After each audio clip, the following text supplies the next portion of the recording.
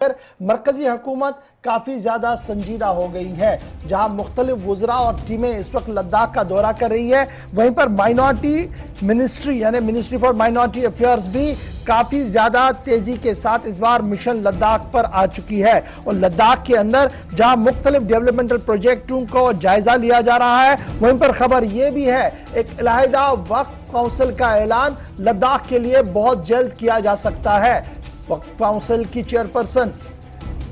Doctor Darakhshan Indira بھی پچھلے 2 دن سے لداخ کے اندر ہے، جنہوں نے پہلے کرگل اور آج لیہ کے اندر کئی اہم رہنماؤں سے ملاقاتیں کی ہے، اور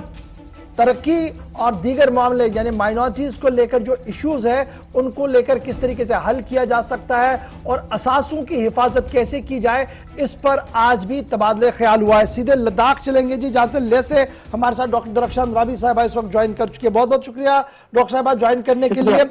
مشن لداخ بڑا امپورٹنٹ رہتا ہے جب بھی وہاں کیسی ہلچل ہو، اور پچھلے کئی دنوں سے ہم دیکھ رہے ہیں کہ مرکزی حکومت کی طرف سے ایک خصوصی توجہ لداخ کی اور ہے۔ اس بار مائنورٹیز منسٹری بھی میدان میں آئی ہے، اور خبر یہ ہے کہ لیہ ہو یا کرگل دونوں کو ایک ساتھ آگے بڑھانے کی کوشش میں ہے اس بار منسٹری۔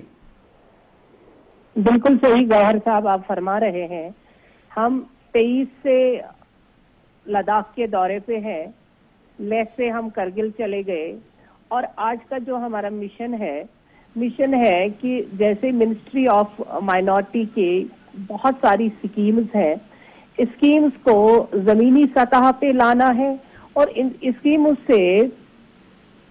عوامی جو لوگ ہیں، جو دور دراز کے لوگ ہیں، جو لیہ لداخ کے لوگ ہیں، ان کو فائدہ ملے۔ سب سے جو امپورٹنٹ مشن آج ہمارا جو خاص تھا وہ کل لیہ میں ہم نے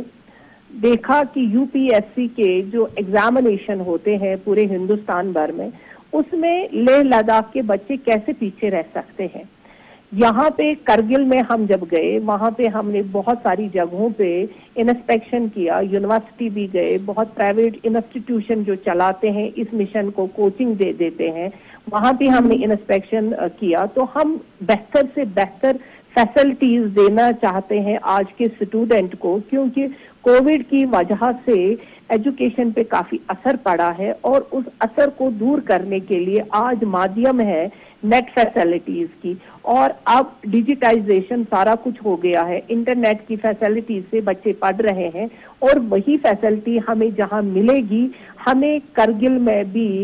یو پی ایس سی کے ایگزامینیشن کے لیے بچوں کو تیار کرنا ہے۔ وہاں پہ ہم نے کل فائنل کر دیا کہ ہم وہاں پہ ایک انسٹیٹیوشن جو کوچنگ کے سینٹرز ہیں وہ ہم وہاں پہ کھولیں گے، اور وہاں کے بچوں کو تیار کریں گے ایڈمنسٹریٹو سروس کے لیے۔ پورے جو ہندوستان بھر میں ہم نے 10 ایسے انسٹیٹیوشنز کو تیار کیا ہے جہاں سے ہمارے مائنورٹی کے بچے آج کل سول سروسز کے لیے تیار ہو کے ایگزام میں بیٹھ کے اور ملک کی خدمت کے لیے اب وہ تیار ہے، چاہے وہ آئی پی ایس ہے، آئی ایس ہے۔ اور رہی بات لیہ لداخ، میں ذرا ضمناً ایک چیز جاننا چاہوں گا، آپ نے کہا کہ لداخ کے لیے جی خصوصی تربیتی کلاس جو ہے وہ کھولے جائیں گے، کوچنگ سینٹر کھولے جائیں گے، تاکہ بچے جو ہیں کم کلیل فیس کے تحت وہاں پر آ کے تعلیم حاصل کریں اور بعد میں امتحانات میں آئیں۔ کیا اس طریقے کا کوئی مشن جموں کشمیر کے لیے بھی ہاتھ میں ہے؟ کیا وہاں پر اس طریقے کا کوئی چلے گا؟ کیونکہ وہاں پر جب ہم دیکھتے ہیں بڑے انسٹیٹیوشنز ہیں، لیکن ہو سکتا ہے کہ غریب کے پاس اتنا پیسہ نہ ہو کہ وہ وہاں تک جا پائے۔ جی بالکل جناب، ہم نے پچھلے سال ہی خود میں نے اکیلے میں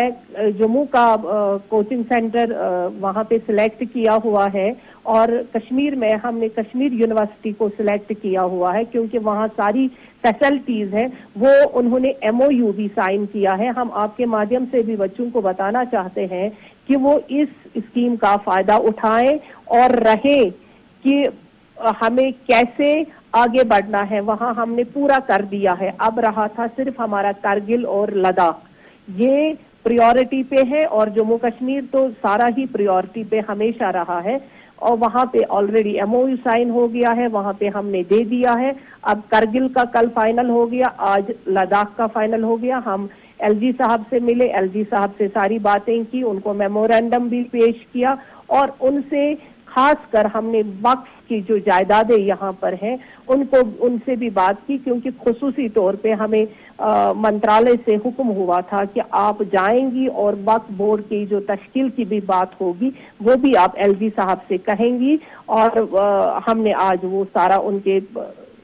रखा, सामने रखा। लद्दाख के लिए जो हम लगातार बता रहे थे कि एक अलहदा वक्फ काउंसिल का इंतखाब होगा, उसके सिलसिले में आज से शुरुआत हो गई है। बिल्कुल सही, क्योंकि आपने हमेशा इस बात को तरजीह दी है, और आज आपके ही जरिए हम लोगों को बताना चाहेंगे कि जिस बात के लिए गुलिस्तान न्यूज़ ने हमेशा आवाज उठाई वो आज पूरी हो रही है, और एलजी साहब ने हामी भरी, और मिनिस्ट्री ऑफ होम के जरिए से एक नोटिफिकेशन आई है, और उसके जरिए से यहाँ पे वक्फ बोर्ड तश्कील दिया जाएगा, और बहुत जल्द आपके सामने वो बोर्ड के चेयरमैन भी। और बड़ा इंपॉर्टेंट है, हम देख रहे थे कि कश्मीर के अंदर जियो टैगिंग का सिलसिला शुरू हो गया था इमलाक का, और अब वहां पर भी एक बड़ी पेशरफ्त हुई है कि कुछ चीजें रह गई थी, उसमें अब एक और ऑर्डर आया है कि जल्दी की जाए। तो क्या उस तरीके की कोई जियो टैगिंग लद्दाख के दोनों जिलों के अंदर, करगिल और लेह के अंदर होगी?